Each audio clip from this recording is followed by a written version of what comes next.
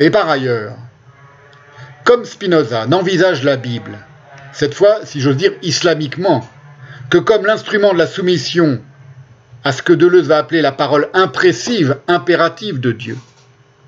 C'est-à-dire que Deleuze va distinguer la parole expressive et la parole impressive. La parole impressive, c'est celle qui force à la soumission. Ce que dit Spinoza.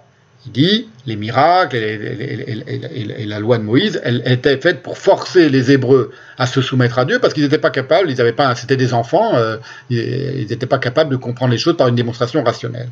Donc Moïse, lui-même ne croyait pas nécessairement à ce qu'il proférait, mais il le faisait pour soumettre les Hébreux à sa loi. Je dis que, clairement, noir sur blanc, Spinoza. Donc, Deleuze fait une analyse très intéressante, où la Bible, selon Spinoza, n'est envisagée que, donc je vous dis, c'est d'un point de vue islamique, parce que le mot islam lui-même est associé à la soumission que l'on doit à Dieu, sans questionner, oubliant étrangement, Spinoza, exactement comme il a oublié sa propre enfance, que pour les Juifs, c'est pas la soumission, c'est la fidélité à cette parole qui est importante et qui est source de joie. Ça n'a rien à voir. La fidélité, c'est pas la soumission.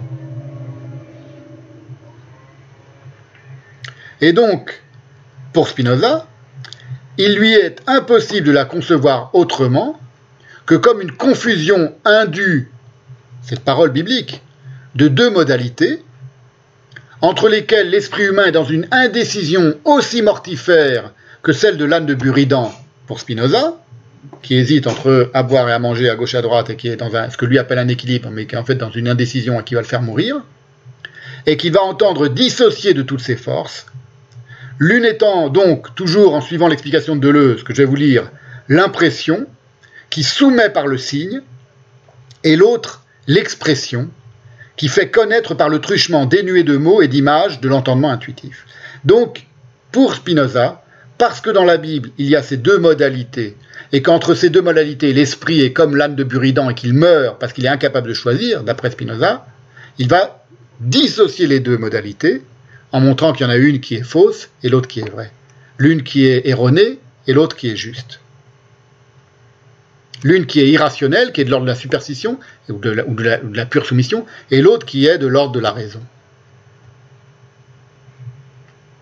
Et l'une qui dépend des signes et du langage, comme l'explique très bien Deleuze, et l'autre qui dépend simplement du raisonnement et de la rationalité et de l'entendement et de la manière dont l'entendement acquiert la vérité en se passant de paroles et en se passant de mots. Et voilà comment on l'explique Deleuze. C'est très intéressant, vous voyez, parce que là, on est vraiment au cœur même du texte, au cœur même du cœur de la pensée de Spinoza, et on voit revenir des choses, enfin surgir des choses, un peu comme tout à l'heure dans la citation que j'ai faite de Deleuze, où il parlait de quelque chose de mystérieux qui vient ébranler l'éthique, que lui ne nomme pas, une émergence, quelque chose qui émerge, que moi j'ai nommé, évidemment, et que je nomme depuis 4 séances, et c'est le nom d'ailleurs, le nom juif, NOM. Et là, on voit comment cette question du déséquilibre ou de l'équilibre dont j'ai beaucoup parlé dans la séance précédente sur le manque et l'oubli, elle se structure à même la pensée des modes, ce qu'il y a de plus original, de plus propre à Spinoza. Voilà ce qu'écrit Deleuze, donc dans Spinoza et le problème de l'expression. Tout mélange des deux domaines est ruineux. Donc le domaine des signes, le domaine de la parole impresse, comme il dit, et le domaine de la parole expresse. Tout mélange des deux domaines est ruineux. Chaque fois qu'on fait d'un signe une expression, on voit des mystères partout. Donc c'est Deleuze qui reprend le raisonnement de Spinoza. Je ne sais pas s'il pense lui aussi ça, mais enfin, Deleuze reprend le raisonnement de Spinoza. Chaque fois qu'on fait d'un signe une expression, on voit des mystères partout. D'abord, et y compris dans l'écriture elle-même, tels les Juifs, qui pensent que tout exprime Dieu sans condition. On se fait alors une conception mystique de l'expression. Celle-ci ne nous paraît pas moins cachée que révéler ce qu'elle exprime.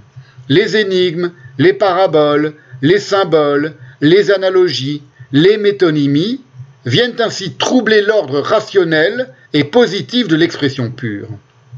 En vérité, l'écriture, avec un E majuscule, la Bible, est bien parole de Dieu, mais parole de commandement. 2 points. Impérative, elle n'exprime rien parce qu'elle ne fait connaître aucun attribut divin.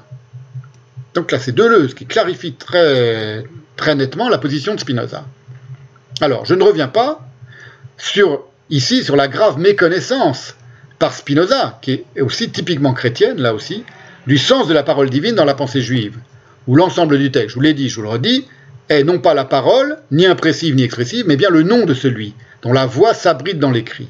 Le nom de celui dont la voix s'abrite dans l'écrit, qu'on appelle Dieu par commodité, mais qui n'est pas Dieu pour les Juifs. Enfin, c'est pas son nom, ni son attribut, ni rien.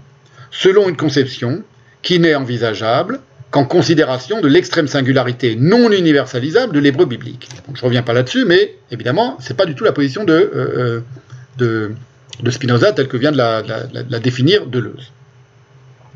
Ce qui nous ramène encore une fois, je pense que c'est pour la dernière fois, on arrive bientôt à la fin de cette séance, à ma question liminaire, pourquoi s'acharner ainsi sur l'hébreu biblique? Je vous ai donné des tas d'éléments, comme si la réponse maintenant, je pense qu'elle est assez évidente, mais je repose quand même encore une fois cette question. Parce que, après tout, Spinoza aurait très bien pu se détourner du texte juif. S'il analyse, enfin, c'est pas s'il analyse, c'est l'analyse que fait Deleuze, que nous donne Deleuze de la manière dont les Juifs mélangent les deux domaines, l'impression et l'expression, pour reprendre les termes de Deleuze. Si cette analyse était la seule chose à prendre en considération, Spinoza aurait très bien pu se détourner du texte juif et hausser ses épaules gréco-latines et s'en tenir à sa conception post-aristotélicienne de la vérité, telle que Deleuze va la condenser, cette position post-aristotélicienne de la vérité, en 3 étapes logiques de la méthode spinozienne. Je vais vous les énoncer, mais il aurait très bien pu se contenter de ça et ne plus s'intéresser au texte. Et n'oubliez pas que la manière dont il va s'attaquer au texte, ça succède à la manière dont il déploie sa pensée dans l'éthique. Donc il y a quelque chose qui reste à penser. La conception post-aristotélicienne de la vérité, je vous mets sous les yeux les pages de Deleuze, dont je vais vous citer des fragments pour que les choses soient vraiment très claires.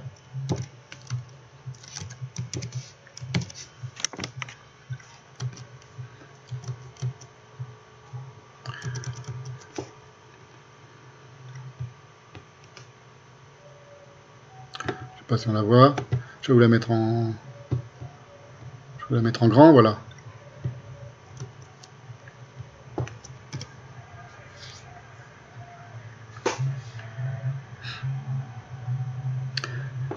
D'une part, donc les trois étapes logiques de la méthode spinozienne, c'est d'une part que l'idée vraie, c'est l'idée en tant qu'elle s'explique par notre puissance de connaître.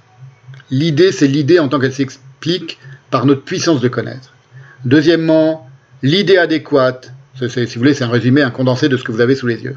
L'idée adéquate est l'idée en tant qu'elle exprime sa propre cause et en tant qu'elle exprime l'essence de Dieu comme déterminant cette cause. Enfin, 3e étape, logique, entre l'idée et l'idée de l'idée, il n'y a qu'une distinction de raison. Tout ça, ce sont la manière dont le formule Deleuze dans le texte que vous avez sous les yeux. Bon, je vous l'enlève parce que de toute façon, vous n'avez pas le temps de le lire maintenant, peu importe.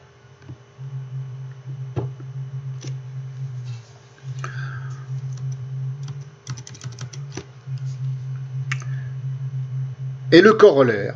Vous allez voir, c'est très intéressant parce que ça nous ramène à la plus brûlante actualité, la plus brûlante modernité. Le corollaire de cette conception de la connaissance intuitive, c'est ce que Spinoza nomme dans le traité de la réforme de l'entendement. Donc, un traité qui précède l'éthique. C'est ce qu'il va nommer, lui, l'automa spiritual, l'automate spirituel. En latin, automa spirituale. Et voilà ce qui est écrit. Donc, c'est pour vous montrer où le conduit sa conception post-aristotélicienne de la vérité et de l'idée vraie. Donc, je viens de vous rappeler les 3 étapes telles que les condense ou telles que les exprime Deleuze. Ça l'amène à une conception telle que, d'une certaine manière, la raison devient absolument autonome. Elle peut se passer des mots, elle peut se passer du langage, et d'une certaine manière, elle est idée de l'idée. Et donc, d'une certaine manière, elle est d'emblée adéquate à la réalité. C'est ce qu'il appelle, lui, c'est extraordinaire, l'automate spirituel.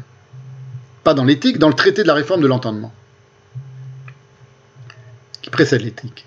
Nous avons montré que les effets objectifs de l'idée vraie, les effets objectifs de l'idée vraie, dont je viens de vous rappeler les 3 étapes par Deleuze, dans l'âme, sont en corrélation avec l'essence formelle de l'objet. Ce qui revient à dire, comme firent les anciens, il dit comme firent les anciens, mais en réalité il se positionne en moderne, que la vraie science procède de la cause aux effets. À cela près que jamais, me semble-t-il, et là c'est le moderne qui parle, ils ont conçu comme nous l'âme agissant selon des lois déterminées, pour ainsi dire, comme un automate spirituel. Automa spirituale. Et qu'est-ce qu'il est en train d'énoncer ici, Spinoza, si l'on y songe? Ce n'est rien d'autre que l'ancêtre conceptuel de l'intelligence artificielle et de ce que l'on appelle le deep learning. Il a inventé le concept qui permet d'imaginer qu'il y ait une intelligence artificielle. Lui, il appelle ça l'automate spirituel. C'est en cela qu'il est profondément dans le camp des modernes, et des modernes ravageurs d'aujourd'hui, par rapport à celui des anciens. Et là, on aborde quelque chose qu'on trouvera vraiment, déployé de manière manifeste chez Chomsky. Je ne sais pas si Chomsky était Spinoza, j'ai pas encore tout regardé, mais bon, je vérifierai s'il fait des références à Spinoza ou pas. La cybernétique. Spinoza, d'une certaine manière, un peu comme il est l'ancêtre, comme il a émis en précurseur l'idée du sionisme, il a émis en précurseur l'idée de la cybernétique, c'est-à-dire d'une autonomie possible de la pensée, et d'une autonomie qui correspond à la réalité objective. C'est-à-dire en réalité une autonomie telle qu'elle va pouvoir tout réformer. Il parle de réforme de l'entendement, de purification de l'entendement. Elle va pouvoir réformer toute la réalité selon ses vues. Ce qui n'est rien d'autre que la division du ravage contemporain. Voilà ce qu'explique Roland Caillois en note. L'automate spirituel, c'est-à-dire la spontanéité de la pensée, son autonomie, l'ordo idearum, qui est le même que l'ordo causarum, donc l'ordre des idées est le même que l'ordre des causes à effet, mais n'est à aucun degré son effet. Mais, à cette idée de l'idée, selon laquelle l'ordre des causes dans le réel est le même que l'ordre des raisons dans la pensée, dit encore Roland Caillois, causa sive ratio. Deus sive natura, phrase de Spinoza, célébrissime, il y a une autre phrase de Spinoza qui est aussi célèbre, causa sive ratio. Les causes, l'ordre des causes, c'est-à-dire l'ordre de la raison.